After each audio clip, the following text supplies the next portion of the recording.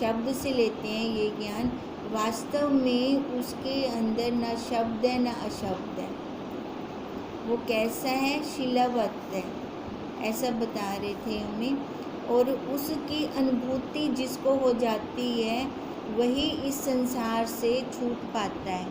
ठीक है, यही हमारा चल रहा था। तो फिर उसमें चेतनता भी नहीं है ना, ना वो जड़ है ना उसमें चेतनता है। तो फिर राम जी का यहाँ पे एक प्रश्न बन गया था। अब राम जी ने प्रश्न यह किया था कि जो अचेतन है और शिला की न्याय निर्विकार है, तो उसमें चेतनता कहाँ से आई?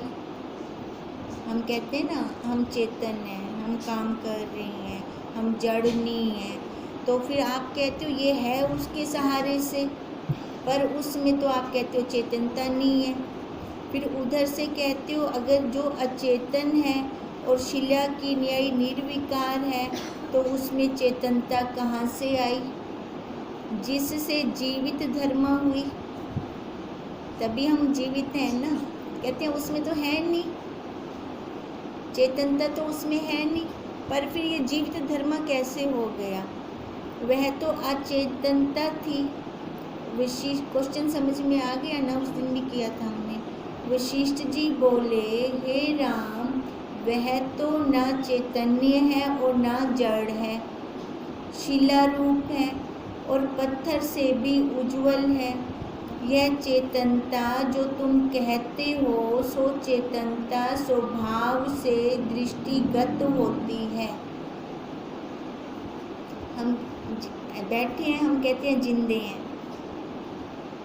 नहीं है, अब बीच में प्राण नहीं है तो कहते हैं मर गए। तो ये हमारा स्वभाव हो गया ना। ये जीवित है, ये मृत्यु है, ये जीव का स्वभाव है।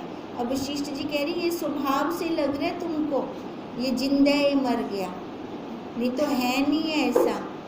अब जो जीवित होएगा वही मरेगा, है ना। जिसके अंदर ना जीवित पन्ना है ना मृत्यु पन्ना है, वो मरेगा कैसे और जिंदा कैसे होएगा? तो इसका मतलब ये मनुष्य जीव का स्वभाव है। यही बात कह रही हैं। तुम कहते हो चेतनता, जो तुम कहते हो सो चेतनता स्वभाव से दृष्टिगत होती है। जैसे जल का स्वभाव द्रव्य तरल होना है, वैसे ही चेतनता भी उसका स्वभाव है। जल का स्वभाव बहना, मिर्ची का स्वभाव तीखा होना, दूध का स्वभाव सफ़ेद होना, ऐसे ही जीव का ये स्वभाव है। अब जीव का ये स्वभाव कैसे बन गया? अंतःकरण रूपी ऊर्जा लग गया।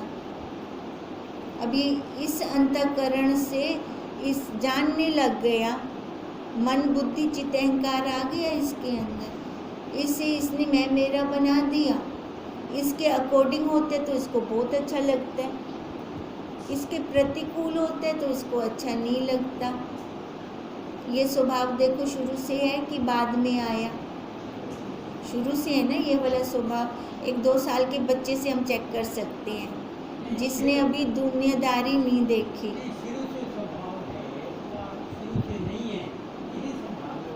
जीव का स्वभाव है। ये किसकी बात चल रही है? जीव की बात चल रही है। ये जीव का स्वभाव है, वही मानता है ये जिंदा है, ये मर गए, है ना। उसके अंदर थोड़ी है, उसका तो स्वभाव ही नहीं है। अपने स्वभाव स्वरूप का तो स्वभाव ही नहीं है। स्वभाव आ गया ना।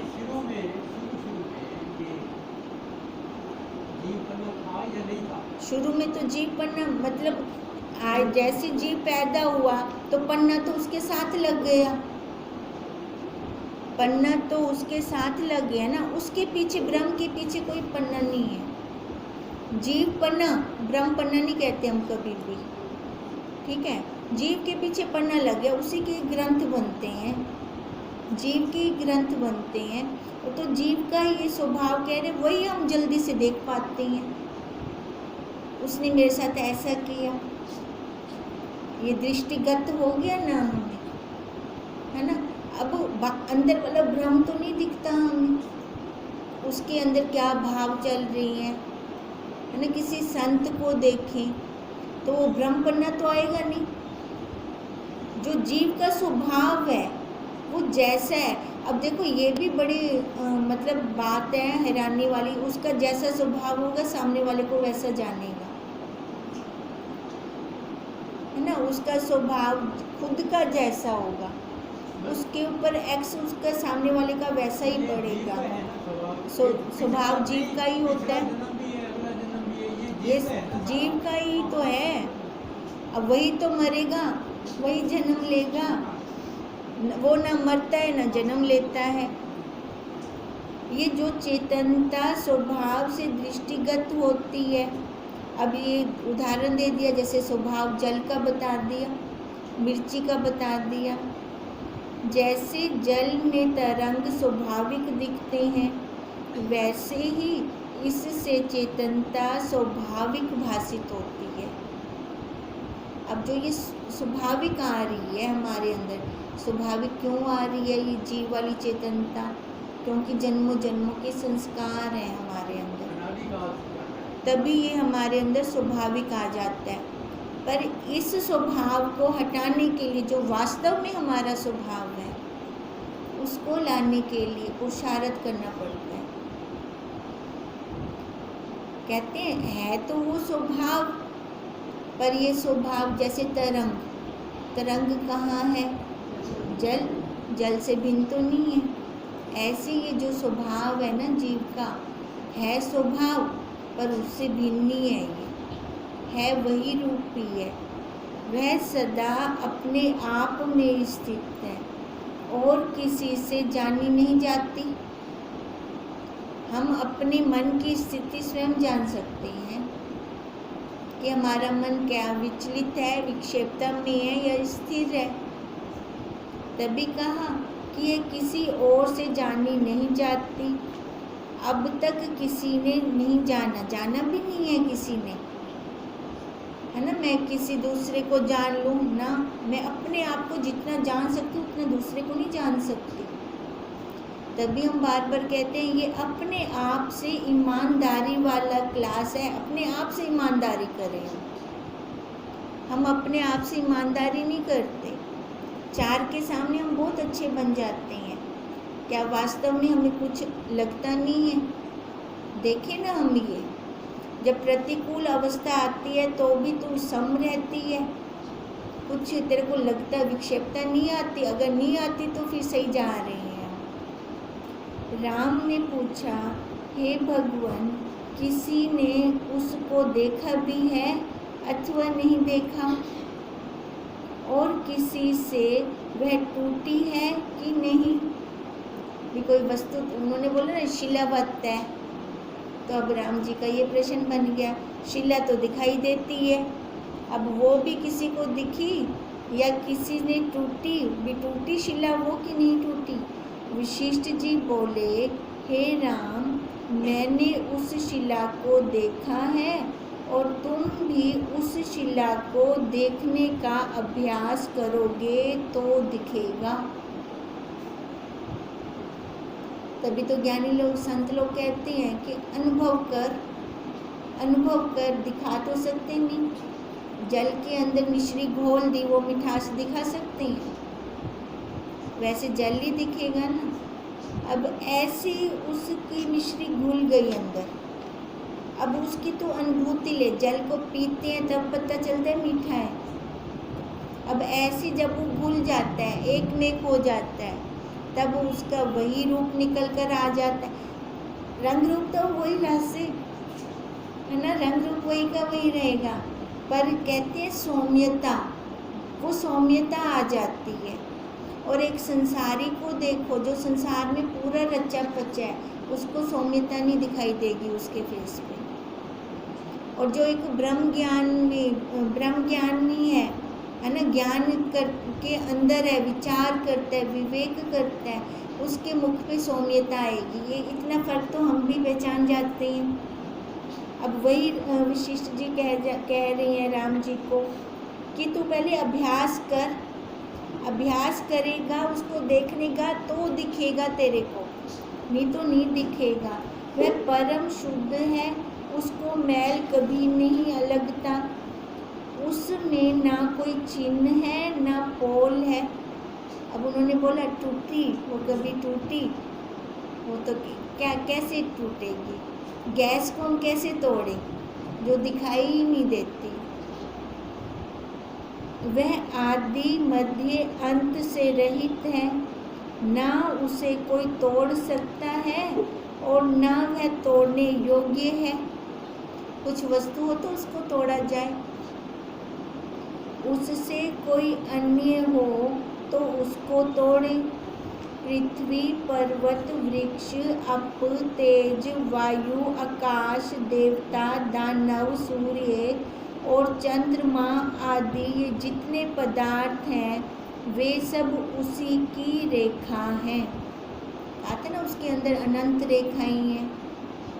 अब ये अनंत रेखाएं जितनी 84 लाख योनियाँ हो गई, ये 5 भूत हो गए, ये सारी रेखा है उसकी, और उसके भीतर स्थित है।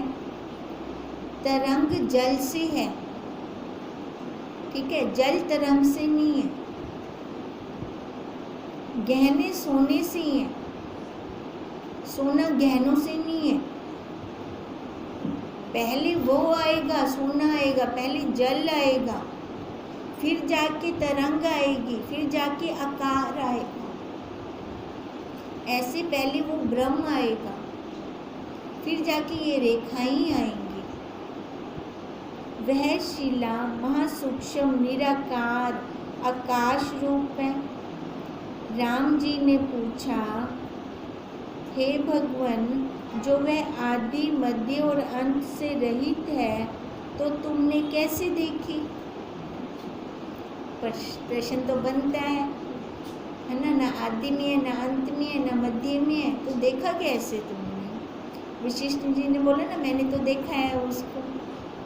वशिष्ठ जी बोले, हे राम, वह किसी और से जानी नहीं जाती, अपने आप अनुभव से जानी जाती है। देखो अब बोल दिया अनुभव से, किसी और से नहीं जानी जाती, जान ही नहीं सकते हम किसी और से। अब भूख लगी है, वो अनुभूति किसको होती है ना? भूख की, प्यास की, सर्दी की, गर्मी की, वो हमें स्वयं अनुभूति होती है ना, किसी दूसरे को तो नहीं होती उसकी अनुभूति। ऐसे ही जब वो मतलब परम पद के अंदर स्थिति जम जाती है, वो शांति, वो संतोष हमें स्वयं ही पता होगा, कोई दूसरा नहीं जान सकता हमारे लिए। वशिष्ठ जी बोले, हे राम, वह किसी और से जानी नहीं जाती, अपने आप अनुभव से जानी जाती है। मैंने उसे अपने स्वभाव में स्थित होकर देखा है। मैंने उसे अपने स्वभाव में, अभी अपना स्वभाव, जी वाला स्वभाव नहीं कह रहे, अपना स्वभाव, हमारा सब स्वभाव क्या है? सत्य, चित्त, आनंद। कहते हैं अपने स्वभाव में स्थित होकर देखा है। अब देखा मतलब उसकी अनुभूति ली है। जैसे खंबे को उसमें स्थित होकर देखें, वैसे ही मैंने उसमें स्थित होकर देखा है। अब खंबे के अंदर पुतलियाँ दिख रही हैं, शिल्पी को ही दिखेंगी, दिखेंगी ना, किसी और को नहीं दिख सकती। अब एक कपड़े का थान पड़ा है, वो टेलर ही देख सकता है इससे क्या क्या बन सकता है, कोई दूसरा नहीं जान सकता। ऐसे जो अपने स्वभाव में स्थित होगा वही जान पाएगा कि मैं वही रूप हूँ, मैं सत्य हूँ, मैं चित्त हूँ, मैं आनंद रूप हूँ।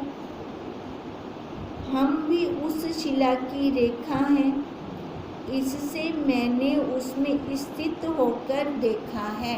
देखो रेखाएं तो वो सारी हो गई, जितना कुछ हमें दिख रहा है बाहर का, पर जानने में जो चीज़ आ रही है वही जानेगी ना। अब ये पत्थर थोड़ी जानेगा, है ना। अब देखो, अब हम बैठे हैं अंदर, वो भी वही जिनके अंदर पूरा अंतःकरण खुला हुआ है। अब जानवर तो नहीं बैठ सकते अंदर, वो ये विचार भी नहीं कर सकते। चेतन भले हैं पर अंतःकरण पूरा विकसित नहीं है उनके अंदर। अब जिनके अंदर ये अंतःकरण पूरा विकसित होगा वही समझ सकेंगे और वही विचार कर सकते हैं। अब परमात्मा ने मनुष्य क्यों बनाया? अपने आप को, क्योंकि वो जानता है, उसने मनुष्य बनाया ना। यही सबसे बड़ी उपाधि है हमारी, कि वो जानता है ये अब छूट सकते हैं। अगर वो जानता होता कि ये नहीं छूट सकते तो वो मनुष्य न बनाता, कुत्ता बिल्ली गधे घोड़े बना देता। मनुष्य बनाया यानी मतलब उन्हें स्वीकृति दे दी, तो अपने आप को जान सकती है मुझे कितने पुरुषार्थ कर। फिर हम पुरुषार्थ क्या करते हैं? उसके लिए करते हैं या संसार के लिए करते हैं? संसार वाला टिकेगा? कभी नहीं टिकने वाला संसार वाला। टिकेगा कौन? यही जो अपने स्वरूप का पुरुषार्थ है। ये हमारे साथ अगर किसी कारण से अभी हमारा सूट आधा सिला गया ना, जिन्ना सीता ना उन्ना सूट आपको सीता सिलाया मुझसे, ठीक है, ये उसने गारंटी ली है, उतना मैं दूंगा, उसके आगे तो सिलियो। पर हमारा पुरुषार्थ रहे यही कि इसी जन्म में मेरे को पूरा सूट सिलना है। मैं आधा भी क्यों छोड़ूं, थोड़ा सा भी क्यों छोड़ूं? अभी पूरा सिलूंगी मैं। जब पूरा सिल लिया तो फिर एक मेक हो गई, फिर दूसरा आकार लेने की जरूरत ही क्या है? आकार तो तभी ले रही है ना, तभी भटक रही है ना, सूट ही नहीं पूरा सिलते हम भी उस शिला की रेखा हैं। इससे मैंने उसमें स्थित होकर देखा है। राम ने पूछा, हे भगवान, वह कौन शिला है और उस पर रेखा कौन है? वशिष्ठ जी बोले, हे राम, वह शिला परमात्मा है, वही परमात्मा। मैंने उसे शिला रूप इसलिए कहा है कि यह घन चैतन्य रूप है। अब वो शिला क्या है? परमात्मा। अब वशिष्ठ जी कह रही है, मैंने परमात्मा को शिला इसलिए कहा कि वो वैसी की वैसी है, घन रूप है, वो हिलती नहीं है, युगों युगों से वही चली आ रही है, उससे इतर कुछ नहीं है। जो पहले सनातन थी वही अब भी है, रत्ती भर भी उसमें फर्क नहीं आया। वह अचिंत्य रूप है, उस पर 5 तत्व रेखा है, वे रेखा भी वही रूप है।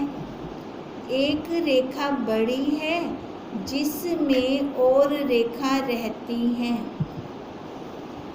वो बड़ी रेखा हो गई, हम छोटी रेखा हो गई। वो रेखा बड़ी है जिसके अंदर ये सारी रेखाएं हैं। वह बड़ी रेखा आकाश है जिसमें और तत्व रहते हैं। सब पदार्थ आकाश में हैं, सो सब वही रूप है। देखो, उसकी तुलना हम आकाश से करते हैं, क्योंकि जहाँ जाते हैं वहाँ आकाश मिलता है हमें, है ना। आकाश के अंदर 5 है ना, भूति है, 5 तत्व। कौन कौन से हैं? पृथ्वी, ठीक है। अब देखो, आकाश के अंदर ये चारों भूत आएंगे, हैं आकाश के अंदर है ना ये चारों भूत। अब इसलिए यहाँ पे आकाश को ले रही हैं कि सब पदार्थ आकाश में है, सो सब वही रूप है। तुम भी वही रूप हो और मैं भी वही रूप हूँ। जब तक आकार में बैठे हैं तो वही रूप हो गए ना। अब जब आकार से निकलेंगे तब आकार में बैठ गए तो रेखा, छोटी रेखा बन गई। जब आकार से निकल जाएंगे, है ना, फिर उसके साथ एक में खो जाएंगे तो वही रेखा बन जाएंगे फिर। और कुछ हुआ नहीं। पृथ्वी, जल, तेज, वायु, आकाश, मन, बुद्धि, चित्त, अहंकार आदि सब पदार्थ और कर्म जो भासित होते हैं वे सब ब्रह्म रूपी शिला की रेखा है ना। अब ये उसके अंदर ही तो सारा भासित हो रहा है। ये 5 तत्व हो गए, अंतःकरण हो गया, कर्म इंद्रियां हो गई, ज्ञान इंद्रियां हो गई, सारी की सारी उसी के अंदर है और कुछ हुआ नहीं। अब देखो हम इसी से ही जान पाएंगे उसको, है ना। ये 25 तत्वों का बोलते हैं ना इसको, स्थूल शरीर।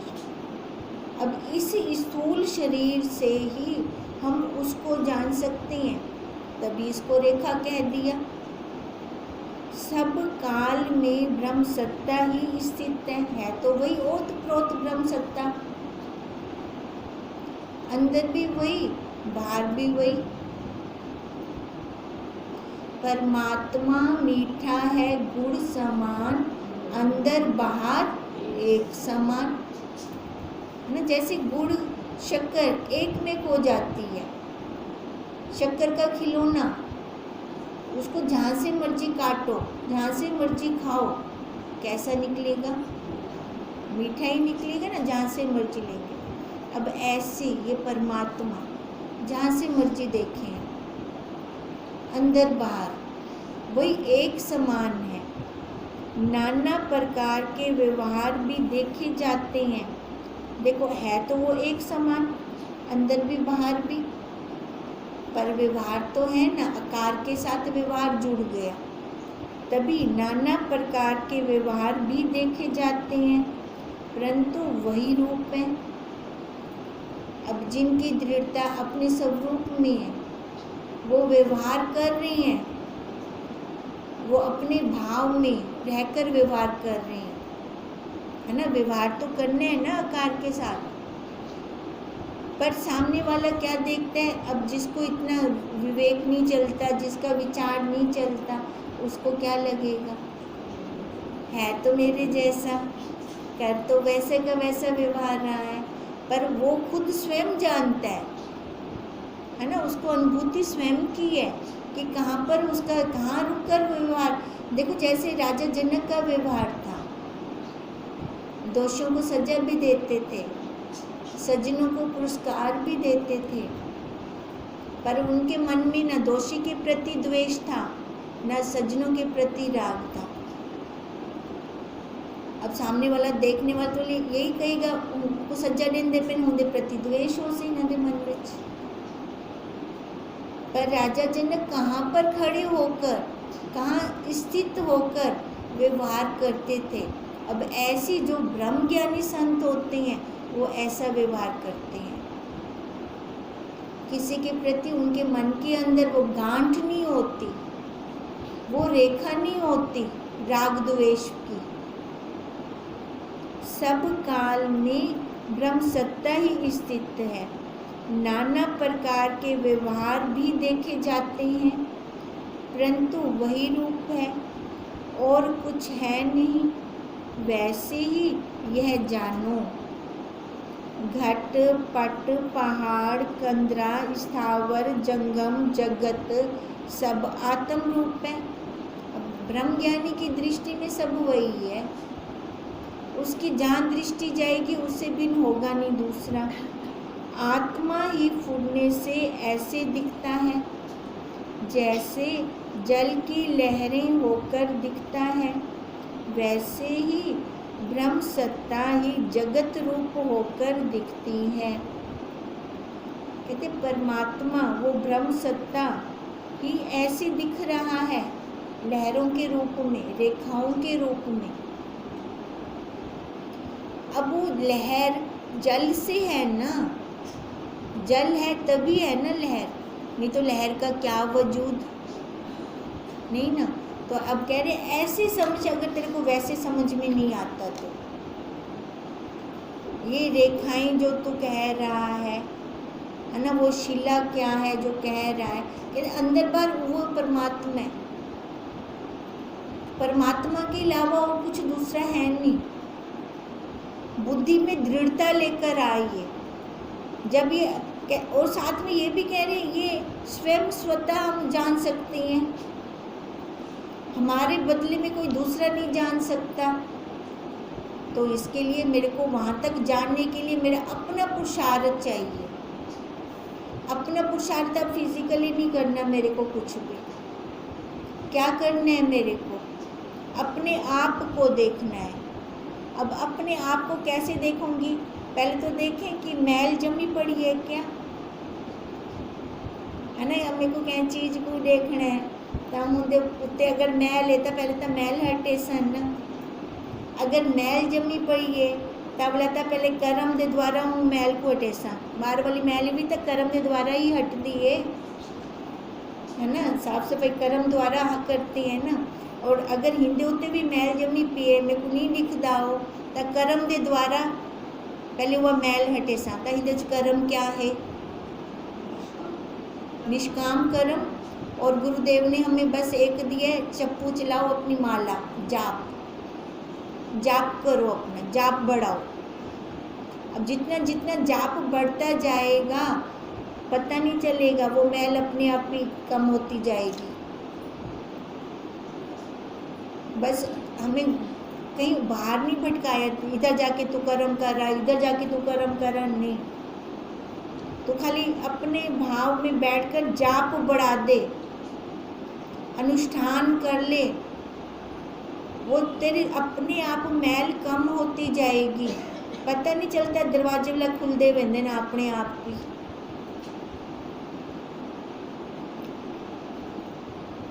नाना प्रकार के व्यवहार देखे जाते हैं, सब काल में ब्रह्म सत्ता स्थित है। नाना प्रकार के व्यवहार भी देखे जाते हैं, ये व्यवहार भी वही रूप है और कुछ नहीं। वैसे ही इसको जानो, आत्मा ही फूलने से ऐसे दिखता है। आत्मा, अब देखो हम ब्रह्म सत्ता को जानने लगे हैं, ठीक है। अब जानने कैसे जान रही हैं हम उसको, अंतःकरण से, क्योंकि हमने नहीं जाना था, हम उसके साथ एक में एक नहीं थे, हम उससे अलग थे, तभी हम जानने की कोशिश कर रहे हैं। अगर एक में एक होते तो जानने की कोशिश करते ना, कभी भी ना करते। अब उसको कैसे जान रही हैं कि ब्रह्मांड में परमात्मा परमात्मा उसकी एकता कर रही है इधर व्यष्टि रूप में आत्मा से, समष्टि रूप में परमात्मा से, ये दोनों एक हैं। अब तभी हम ये दो बना दिए ना, हमने समष्टि व्यष्टि कर ली ना हमने। अब जो ये समष्टि व्यष्टि कर रही हैं तो इससे हम जान रहे हैं उसको, जान के फिर समझते हैं, समझते हैं ना, बुद्धि से समझते हैं। बुद्धि वाला पुर्जा भी उसने दे दिया है हमें। अब वो कह रहे हैं अपने चारों पुर्जों का इस्तेमाल कर, मन भी हमारा इसमें जुड़े, बुद्धि के द्वारा भी हम उसका चिंतन करें, चित्त में भी वो चलता रहे धारणा रूप से। अब चित्त में वो धारणा रूप से चलेगा, इंद्रियों में वही आ जाएगा, व्यवहार वैसा होगा। अंतःकरण अहंकार, वो अहंकार वो धारण कर लेता है जो हमारे नस नस में चल रहा होता है ऐसा कि नहीं होता, हमारा व्यवहार उस इंद्रियों से वैसे ही होता है। अब इसका हम एक उदाहरण लेते हैं। जब देखो हमें बहुत गुस्सा आ रहा होता है, पूरी इंद्रियों के अंदर वही प्रवाह चल रहा होता है। जब गुस्सा आ रहा होता है तो कोई सोची समझ के नहीं होती होता। फिर उस टाइम क्या आता है, बर्तन आए तो ठापटा, दरवाजा आया तो ठापटा, इंद्रियों से व्यवहार हो गया, वैसा हुआ ना। अब ऐसी अगर उन्होंने बोला कि पहले मैंने तेरे को ये 4 पुर्जे वाला अंतःकरण दिया है, इन अंतःकरण को मन से तो उसी का मनन कर, बुद्धि से उसका विचार कर, बार बार चित्त से उसको ले आ, अपने चिंतन में लेकर आ उसको, फिर अपने आप वो इंद्रियों से निकलेगा तेरा अहंकार, वो धारण हो जाएगा उसका। अब जब उसको मैंने धारण किया, एक जीव भाव वाला, एक ये अपने स्वरूप वाला, दोनों में अंतर लगा कि ना लगा? वो एकदम शांत स्वरूप हो जाएगा।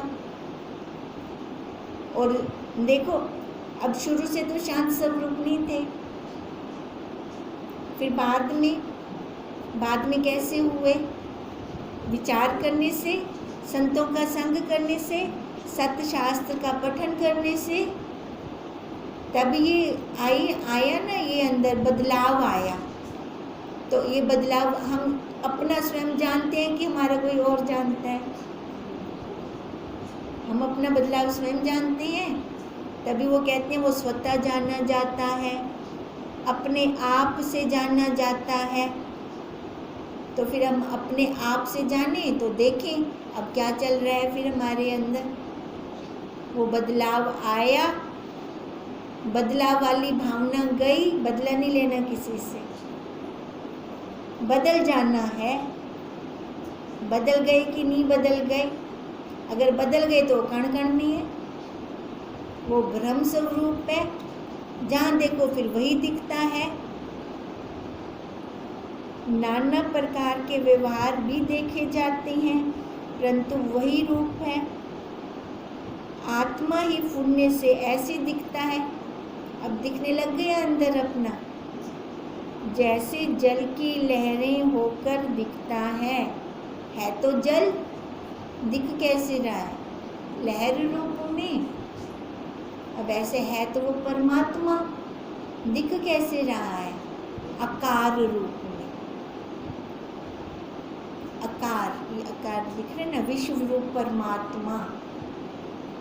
वैसे ही ब्रह्म सत्ता ही जगत रूप होकर दिखती है, और सब पदार्थ पवित्र अपवित्र, सत्य असत्य, विद्या अविद्या, सब आत्म सत्ता ही के तो नाम है।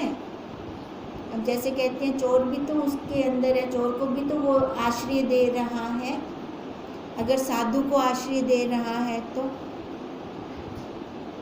उसकी एक यही कमजोरी है कि अपने अंदर से किसी को निकाल नहीं सकता, चाहे वो साधु हो चाहे डाकू हो, दोनों को आश्रय देगा वो। इतर वस्तु कुछ नहीं, ब्रह्म सत्ता ही अपने आप में स्थित है। हे राम, सभी घन ब्रह्म रूप हैं, और चिन्ह मात्र घन ही सब में व्याप रही है। सबके अंदर है वो चेतनता, वही अपने स्वरूप की, तभी तो हमने आत्मा और परमात्मा की एकता की। पर परमार्थ सत्ता घन शांत रूप है, और ये सब परमार्थ भी घन रूप हैं। इसलिए संकल्प रूपी कलना को त्याग कर उसमें स्थित हो रहो। अब क्या कह रहे हैं? पर ये सब परमार्थ भी घन रूप हैं। घन रूप है मतलब जहाँ तो उसको पुकारेगी ना वहाँ प्रकट हो जाएगा। चाहे तो टॉयलेट की सीट पे बैठ के भी उसको याद कर ले, सिमरन कर ले, वहाँ पर भी वो हाजिर हजूर होगा। इसलिए उसको घन रूप कहा। तभी कहा कि संकल्प रूपी कलना को त्याग, जो जीव भाव वाले संकल्प हैं उनको त्याग कर, उनको त्याग करेगी तब जाकर उसमें स्थिति होगी। जब हमारे फुन्ने शांत हो जाते हैं, मन में संकल्प विकल्प नहीं चलता, फिर आनंद आता है। वो आनंद क्यों आता है? भले हम चाहे उसका जाप भी ना करें, चाहे उसको सिमरन भी ना लाएं, है ना, फिर भी आनंद आ रहा होता है। क्यों आ रहा होता है? क्योंकि वो मैं स्वयं हूँ, इसलिए वो आनंद आता है। ऊपर गंदगी आ जाती है तभी आनंद नहीं आता। गंदगी को हटाते हैं तो वो आनंद स्वतः आता है। इति श्री योग विशिष्ट निर्वाण प्रकरण 250 सर्गा समापत। ओम तम नमः